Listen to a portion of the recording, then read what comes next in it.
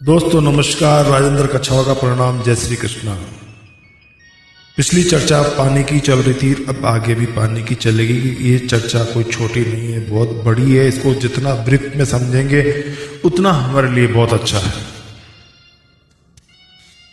सवाल ये है दोस्तों, आज तक पानी इतिहास में हमें मिला कैसे? इसका प्राकृतिक स्रोत क्या है? पानी आता कैसे है, मिलता कैसे है?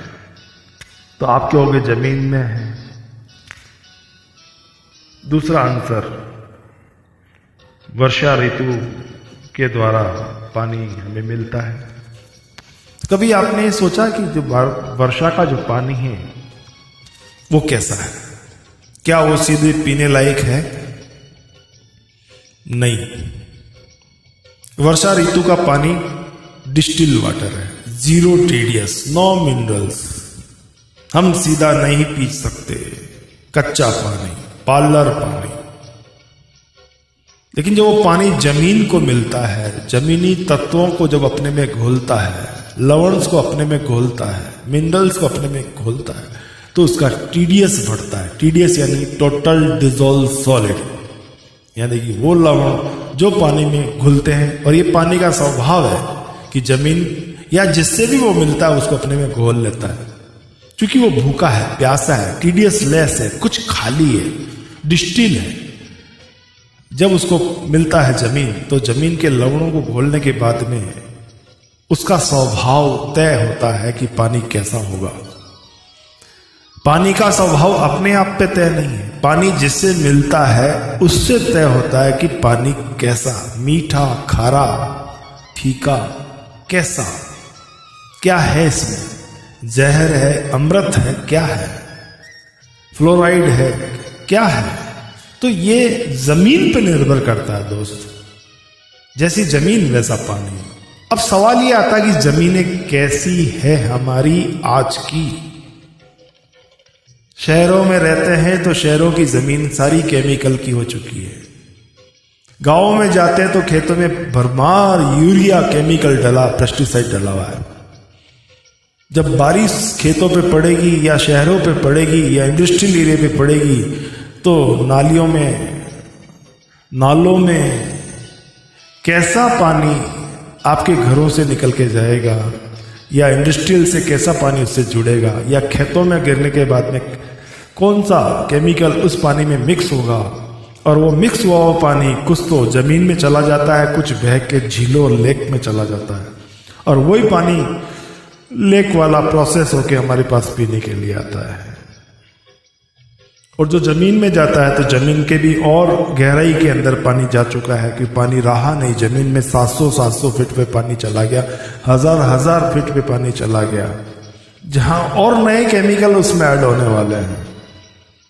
तो दोस्त, ये जो पानी जो हाई टीडीएस का जो हो जाता है, या विषैला हो जाता है, या केमिकल युक्त हो जाता है, जो सीधे पानी हम शरीर में नहीं डाल सकते ना, क्योंकि एक टीडीएस की लिमिट है हमारी लेने की ना।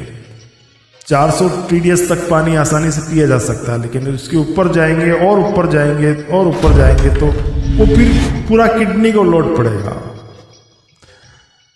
पहले कोई जमाने में हम साधारण कपड़े से छान ले करते थे, लेकिन आज साधारण कपड़े से छानने की सिचुएशन नहीं है, क्योंकि पानी में कई तरह के गंदगी और भी कई तरह की चीजें हैं। हालांकि छानने से आप मिट्टी रोक सकते हो, लेकिन कई ऐसे माइक्रोन में उसमें बैक्टीरिया, उसमें वायरस, इन चीजों को भी रोकने के लिए हमें एक माइक्रोन के फिल्ट्रेशन की जरूरत पड़ती है, जहां आरओ आके खड़ा हो गया।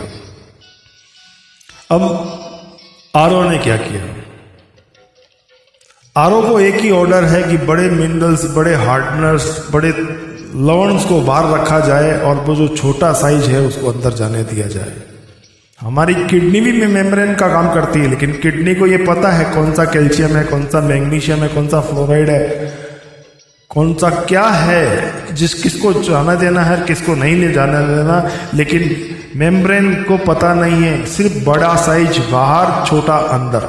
अब छोटे में सारा एसिडिक प्रॉपर्टी अंदर जाती है और एल्कलाइन प्रॉपर्टी सारी वेस्टेज फॉर्म में बाहर निकल जाती है। जो जीवन है वो बाहर निकल गया और जो जीवन नहीं है वो आपके पीने में आ रहा है।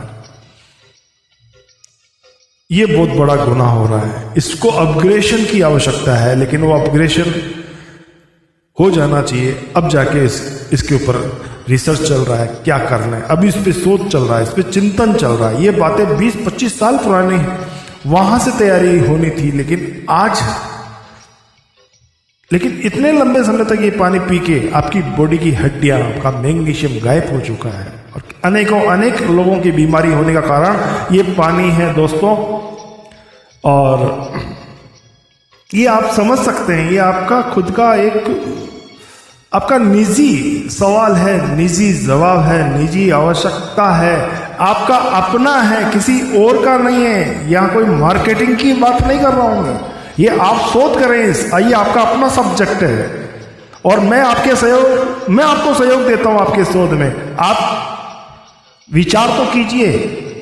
तो दोस्तों, टॉपिक यहां खत्म नहीं होता। अगले वीडियो में मैं आपको इसके और आगे ब्रीफ में बताऊंगा कि प्राकृतिकता, पानी का संबंध और हमारे एस्ट्रोलॉजी में पानी का संबंध क्या है।